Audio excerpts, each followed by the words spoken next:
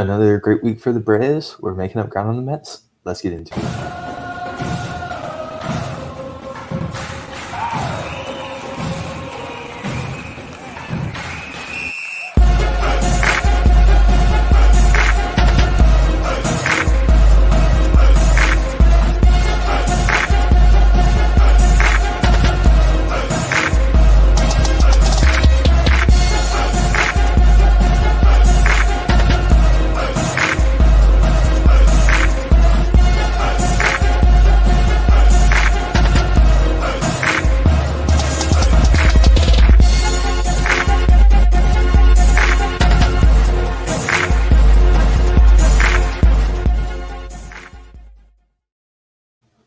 What is good, y'all? How are y'all doing on this beautiful Sunday evening? How was y'all's weeks? I know my week was pretty good because the Braves stayed good. So let's look at what the Braves did this week. So we start on Monday. They started a 4-game set with the Cardinals. Cardinals might be like bottom 3 team. I like playing. I hate playing them. They're so awful because I feel like they just get like magic their way every time. I mean, Yachty was on them this week when we faced them. But man, it just feels like they get something to go their way every single time we play them. But it did go pretty well for us. So we started the week at 46-34, and we started with the Cardinals. And just right out the gates of this one, pretty easy win, I would say. Obviously, nothing's easy in the majors, but this one, you felt pretty good from the jump. Olsen gets an RBI single in the first, and Acuna drives in a bases loaded walk. Swanson gets a 3 RBI double, not 2 RBI, and then Olsen gets an RBI single. And so after 2 innings, you're up 6-0, and that's about as easy as a Braves game can get. Pitching wise, Wright only went 4 because you had the giant rain delay. And so that obviously seemed to sputter the offense, and obviously the pitching a little bit. Wright only went 4 despite only having 71 pitches. Probably should have gone longer. Ended up hurting the bullpen a little bit, I guess. But it really wasn't too bad. You only used O'Day, Chavez, Lee, and Smith. I mean, Lee, Smith, and Chavez are pretty much not everyday guys, but guys you'd use in more important games. But, it's not horrible. And then right out of the rain delay, they score 1 in the 4th, and then they score 2 in the 6th. And it gets a little close. You get a little worried. Obviously, Will Smith has a Will Smith experience to say anything less than. But hey, he gets out of it somehow because it's Will Smith. He gets out of things. I don't know how he does it every single night. But man, he's good at getting out of those jams. Outside of that, like obviously rain delay hurt your bullpen management a little bit because not everybody would have been used. It's fine though. It wasn't really that big of a deal. It just did go to like 2 a.m. So I know a lot of Braves fans were waking up the next day very tired. I know I was. A good way to start your week. And then on Monday, you followed up with, that was July 4th, by the way. And on Tuesday, you followed up with another good win. Anderson gives up the run in the first. Anderson continuous struggles throughout the season, but really has been better the last few weeks, 2 weeks now. Hopefully that's a trend that continues. Obviously, Mueller is down in AAA, and he's pitching fantastic. Obviously, the report came out earlier in the week that Soroka got a line drive off his knee, and that's slowing his rehab by like only a handful of days. But he's waiting in the wings eventually and will come back, start his 30-day rehab stint. That's what it's called. But you give us the first, and then the first you go crazy. So Olsen gets the RBI single, Riley gets the 2-run home run, and then Contreras gets the 2-run home run. And you're up 5-0 after the first. And Anderson locks you down from there on pretty much. Anderson has a great night. Great to an extent. 5 innings, 8 hits, 1 run, 1 walk, and 3 strikeouts. Obviously not a fantastic night because, you would like your starter to get more than 5, obviously, every single night as possible. But getting 5 out of Anderson is something you'll never hear me complain about. That's a trend that you'll hear later tonight. You did add on in the 4th. Olsen and Riley got back-to-back doubles. which one scored Harris and one scored Olsen. And that extended it to 7-1. It kind of put it out the breach. So the Cardinals, maybe I'm forgetting something, didn't feel like they really had anything big any later in the game that like made you think, oh, they could get a couple runs here and then it's close. Really, throughout this series, they did a good job at limiting big inning opportunities for the Cardinals. And that's obviously a theme you'd like to see continue throughout the rest of the season, especially when facing good teams like the Cardinals, because limiting high scoring opportunities is a very important thing when you face good teams. Another thing I would say is that during this Cardinals series, some of the best defense I've seen the Braves play and the Cardinals play was on display. It was fantastic.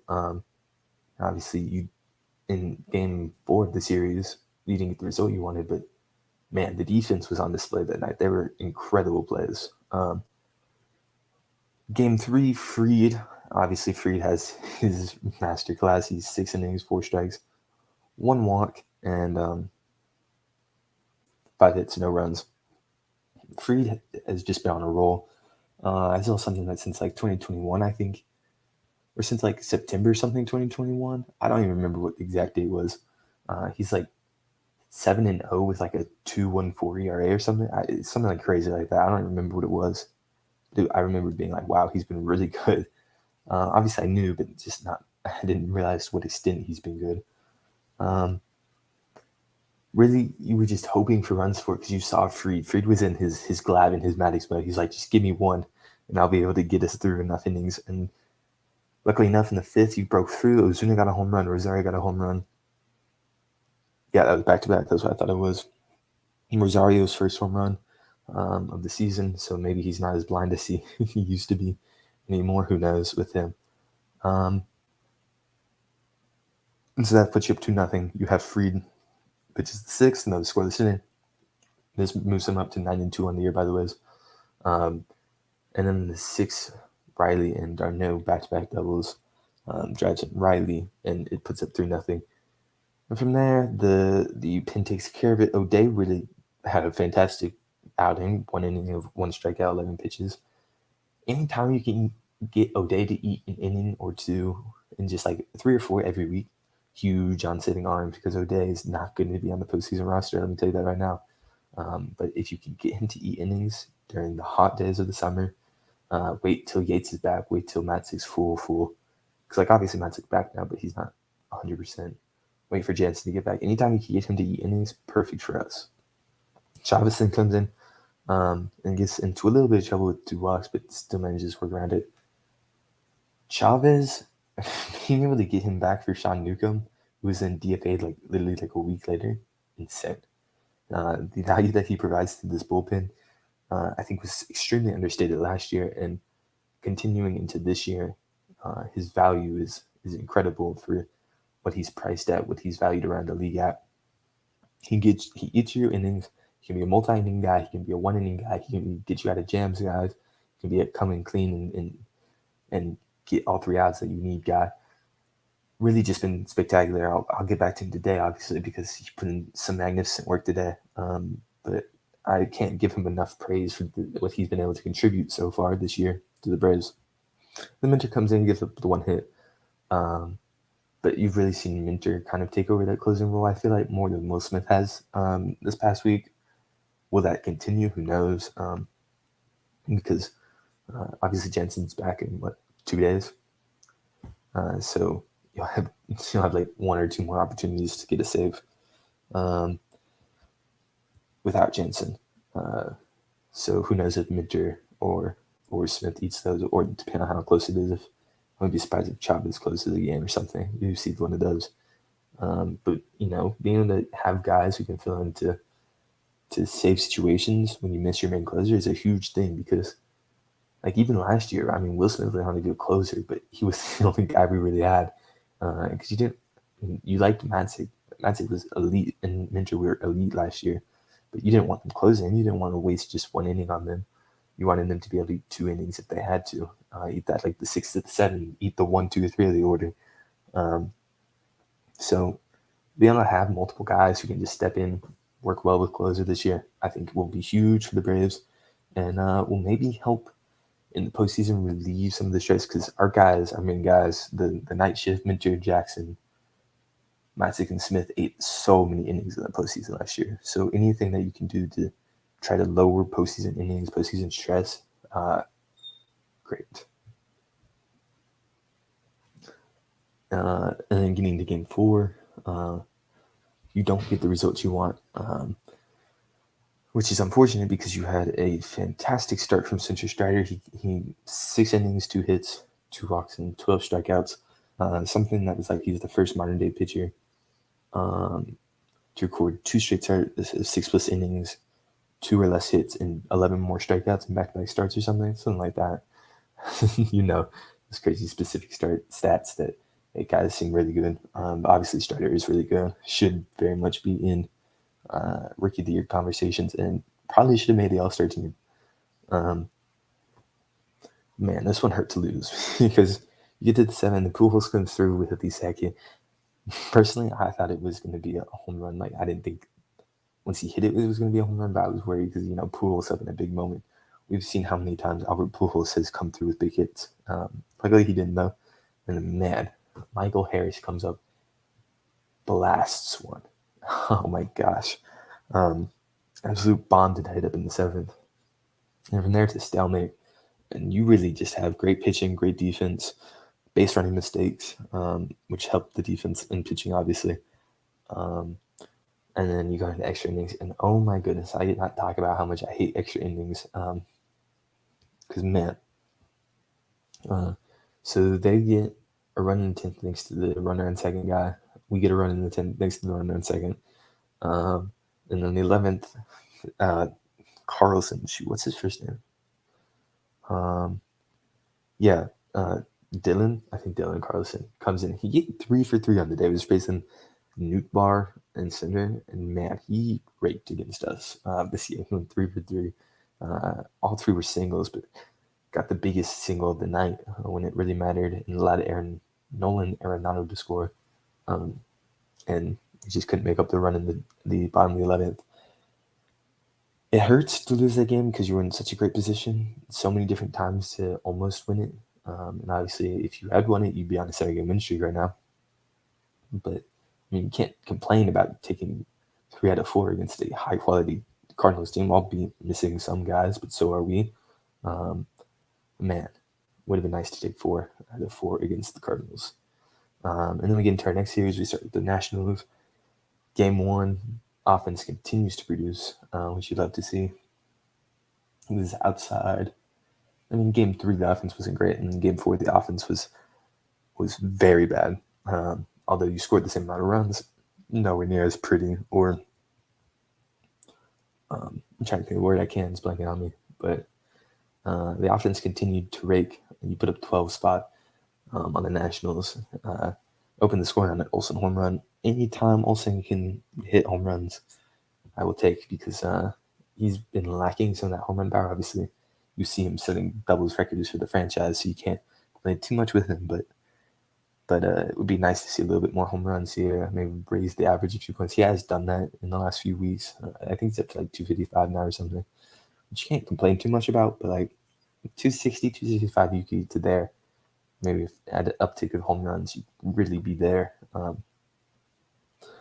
And then the second, Harris doubles and scores 2, and then Acuna has a 3-run home run. Acuna has this crazy celebration. People, old heads and racists on Twitter and Facebook coming out being like, "Oh, you can't do that. This is breaking the codes of the game." He's screaming. He's pimping off fly ball. Like, no. He's been on like a 2-week cold streak. He's just excited that he finally got a home run. It's not that big of a deal. You can calm down. Man, I think there's one takeaway I could take from the National Series stuff is Juan Soto is damn good. He hit the 2-run home run in the 3rd, which made it 6-2, and you're like, maybe. And then Contreras hits a beamer down the right field foul pole, and it gets out 7-2, and you're back to 5. And you're like, yeah, okay, we're chilling. You score in the 4th again, thanks to Swanson, who's been spectacular. I will say, having the Harris, Acuna, Swanson 9-1-2 order, it's kind of like having 3 straight leadoff guys. just the speed on the bases.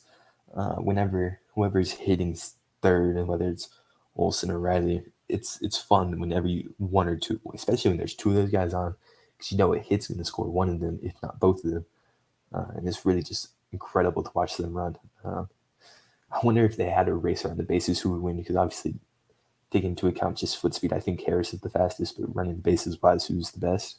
Um, that would be fun to watch. And the eighth, Harris home runs. Harris, huge.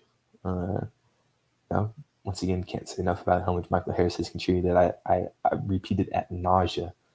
Man, he's so good. And then Ozuna gets RBI, 2 RBI single, which at that point it didn't matter. It was 10-2 anyways. But, you always take the extra runs to the run counter. Charlie Morton, classic start. 7 innings, 4 hits, 2 runs, 3 walks, and 7 strikeouts. Man, just like I mean, you can't say much more than that. He's very good. He's definitely back into vintage Charlie form, which is something we dearly missed at the beginning of the year.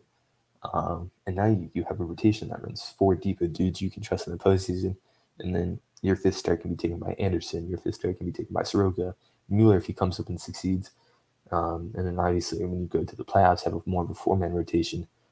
1 or 2 of those guys can move into the long reliever role.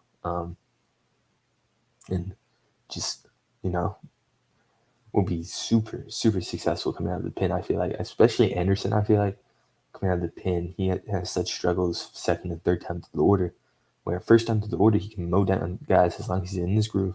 Because, sometimes he does struggle with that first inning. But if he's in his groove, he can mow guys down that first time through the order. They don't know what he's going to hit them with, or the changeup, with fastball, or anything in between. So obviously, postseason is a long time away. You still got to win 40, 45 more games to even lock up a postseason spot. But, where you're at with everything in the field right now, you like it, I would say. I feel like you like your chances at winning a series or 2 or 3. Especially with the new wildcard rules this year, having guys who can throw lots of innings, I feel like is vital. I wouldn't be surprised if, not so much in the NLCS or the World Series if we get there, but in the NLDS, the first wild card, having like Anderson on the roster instead of like a more shorter reliever, just have a guy that can eat innings, maybe take a little bit of stress off the arms, because now you got the extra wild card games and stuff like that. McHugh has been pretty okay. In my opinion, he's much more of a postseason guy. You see so many fastballs during the postseason. And all your closers are fastball guys, so if you can come in, guy that can throw 90 and then have it like a 60-mile-per-hour curve, is just, I think it's built for the postseason. Obviously, he's going to struggle a little bit during the regular season, but only a 3.5 ERA is really not that bad. And then Jackson Stevens, who's been very good. You're coming into the problem where like Jansen comes back and Yates gets healthy. Who the hell do you send down? Because your bullpen is pretty darn dominant right now. Really not much doubt to this game. In the second game of the series, definitely a little closer. But, you start off the game, I feel like a common theme this week has been Braves scoring early, which I always like, because I will always take Braves scoring early. It takes a little bit of stress off. It'll hurt every pitch. But Riley with the 2-run home run, man, Riley's been hot. I think like the last 13 games, he's at like 484 or something. Just incredible. And you see him up to like 285 now in his batting average, something like that. I don't know exactly. But getting him back to MVP form the last month and a half, nearly 2 months now, he's been a very underrated part of the Braves heating up. I feel like, obviously, attention on Acuna coming back, attention on Michael Harris being called up, attention on Strider moving to the rotation. But man, Riley really heating up has been a huge part of why the Braves offense has been successful from top to bottom. Because when he gets on in the middle of that lineup, whether he's hitting like 4 or 5, if he gets on, it just sets up the rest of the lineup for more success. It sets up, allows him to get RBIs from the top 3 or 4 guys in the order when they get on to drive-in runs. And then when he gets on, it allows, 5 through 9 or 6 through 9 to drive-in runs. And really just having that guy in the middle there who can hit 300, like he's shown last season, but also hit 40 home runs like he's on pace for this season, huge. Soto homers. Man, that guy's good. And if I remember this one correctly, Wait, was that the home run he hit? No, the home run he I don't know how it left or the home run he hit that game. I don't know how it left the park. I thought it was gonna be like a shallow, lazy fly ball to Rosario and it just kept carrying, and boom, it was out and on the ball. It's 2-1 game now. Then in the fours, you get the bases were either loaded or two on, and Rosario is fast enough to force a throwing error. He gets the single and then gets the advancement on the throwing error. Would I call that as if I was the playbook guy? The whatever the play-by-play? No, shoot, what is it called? The scorecard guy. I think that's it. Probably not. I probably just charged there. I don't think he was going to beat it, even if it was a good throw. Or if it was a good throw, I don't think he would have beat it. So I would have just said error. He gets all two bases, but hey, you'll take the batting average erase. Am I right? RC gets the single, and Darno scores. You get to 4-1 there, and you feel good. But then, of course, your bullpen likes to cause problems, and so Wright comes in. He gets through 7. Um, he gets through 7 and has two earned runs, and then he comes in for the 8th. He comes in for the 8th and gives up the whatever to Soto, the single. I think it's the single. No, he walks Soto. Yeah, I forgot about that. He walks Soto, and then Will Smith comes in, and Will Smith sucks. It's just with Will Smith, it's that nausea talking about him. He's exhausting to throw, and the fact that he's a 3.18 ERA, I don't know. I couldn't tell you how he has it. But he gets out of it. He shows a lot of emotion as he strikes out. Oh, who did he strike out? Was it Cruz? It might have been Cruz. No, it was not Cruz. It might have been Hernandez. I think it might have been Hernandez. It shows a lot of self-emotions, which obviously you like seeing emotion, but that guy just, if his blood pressure is not through the roof, I don't know what's wrong with him because he struggles with pressure. And then AJ Minter comes in, gives the 2 hits, which, gets a little shaky. But, he gets out of it. And, you get another win. And so now you were 16 games above 500 at that point, which is more games above 500 than you were at all last year. Last year, you got to 15 games above 500 on the last day of the season. So, just showing how much better we've been throughout the year so far. And today, the most exciting game of all, I guess.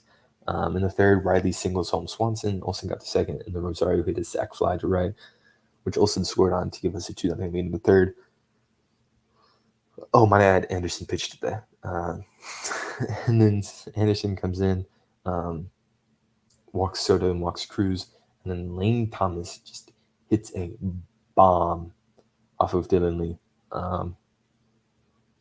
And, Lee's been good this year. You can't really look at Lane Thomas, really? You give him a home run to Lane Thomas? Would not let that happen to me. I'm kidding. And then, so you're down 3-2, and it's like, oh, and then the offense goes down in 6 and 7. Disappointing. And in the 8th, Austin Riley comes up, and Austin Riley, the hottest man on the planet right now, bomb, just launches one, gets all of Tyler Hannigan. No, Kevin, I don't even know what his first name is. Finnegan's, not Hannigan. I think it's somebody totally different. Finnegan just launches that cutter. I think it was a cutter. And ties it up. The offense goes close again. But man, the pitching today, you can't say enough about it. O'Day gets in a little trouble. Matty comes in, cleans it up, gets the double play. But the second pitch he throws. Then he eats up the next inning. Jesse Chavez comes in and eats 2 innings, one of which being the extra innings where he doesn't allow a run. Then McHugh comes in, doesn't give up a single run through 2 innings in extra innings. You know how hard that is? Extra innings is crazy because it goes runner on second. So the fact that he didn't give up a single run, huge props to McHugh. I guess you could say McHuge props, by joke. And then, I don't know why they walked Olsen. I couldn't tell you. But they did. You don't want Olsen to get a Riley in that situation. You don't care what the matchup stats are. You pitch to Olsen and try to get that out because you're much more likely to get Olsen out rather than a very hot Austin Riley. And Austin Riley made the play, just dumped one into left. Swanson able to just jog around the bases and score. And we were partying. It was interesting. There was a huge kind of uproar, not uproar really per se, about how they kept saying it was Austin Riley's first career walk-off. That is technically very correct because your postseason stats don't go to career stats. So although he had the walk-off in Game 1 of the NLCS last year, it's not technically on your career stats. So yes, they were correct, despite what me and the others tried to say. I realized that when I was thinking about it. I was like, wait, playoffs walk-offs don't count. In other news, the Braves All-Stars were announced. Obviously, Acuna is the captain. I don't know what the official wording for it is of the National League. He got the most votes. So obviously he'll be starting in center field, got the auto bid or whatever. I don't even know what the voting really matters for. And baseball, like obviously it helps get your spot secured, but in basketball, if you get the most votes, you're the captain, get to draft the team. I don't know what it is for baseball. And then let's see. So Darno, Swanson, Fried, Contreras all got announced as reserves earlier today. Obviously, huge for those guys. Swanson, Contreras, all first-time All-Stars. I believe Darno is, and Max Fried's got to have an All-Star, right? He was an All-Star last year. He had to have been. Oh, he was not. Okay, never mind. So his first-time All-Star, and then I'm not wrong, Travis Darno's had to be his first-time All-Star. Yep. So big things for those guys because first-time All-Star, it's a big deal, especially for those younger guys like Swanson, Contreras, Darno's an older guy. Swanson, Contreras, Fried, first-time All-Stars, first-time mini for all three of them, I would assume. It's a big deal. So obviously props to them for that. And then speaking of Riley, Riley didn't make it despite being the fourth leader in the National League in OPS. So obviously as guys get hurt, more replacements will be announced. So hopefully you see Riley make it. I wouldn't guarantee it because media doesn't like Atlanta. But there's a chance because he's really good. He was really good last year. Kind of got that reputation built up now, I guess, per se.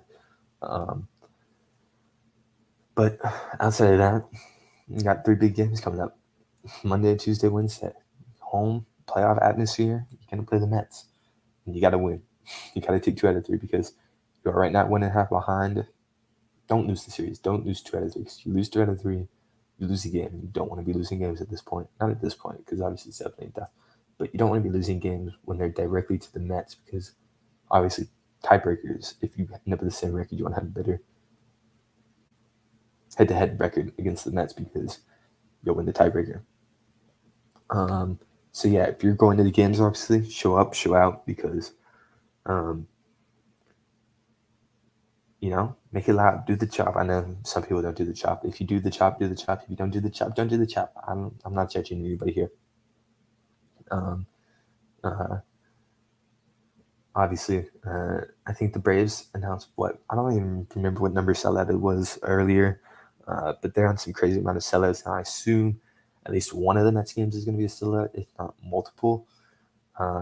So right now, I wouldn't be surprised as we look far ahead into the future. Next year, if the Braves payroll exceeds, or it considerably exceeds what it is at this point, maybe near or go above 200, simply because of how much money that the team is bringing in.